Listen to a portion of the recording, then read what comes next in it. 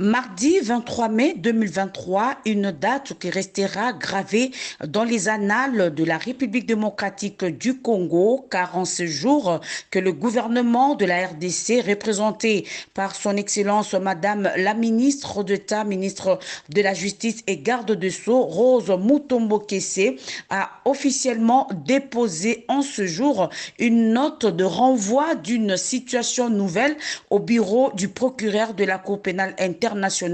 afin de l'inviter à focaliser son attention et à initier les processus d'enquête aux fins de poursuite et de répression des agents de la coalition RDF M23 ainsi que toute autre personne impliquée à titre d'auteur et des complices dans les actes et comportements illicites caractéristiques des graves violations du droit international humanitaire et du droit international dans les droits de l'homme enregistrés entre 2022 et 2023.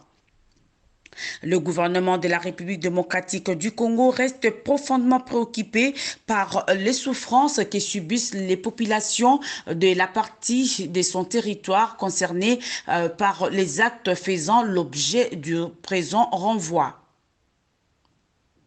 Sous un ciel gris, les drapeaux de la République démocratique du Congo flottant devant la Cour pénale internationale, rappelant des milliers de vies des hommes, femmes et enfants arrachés par la barbarie et de nombreux déplacés de victimes des violences perpétrées par la coalition les AFDF et M23 soutenus par le Rwanda. Est-ce que vous pouvez nous dire à présent quel sentiment vous anime après l'acte que vous venez de poser?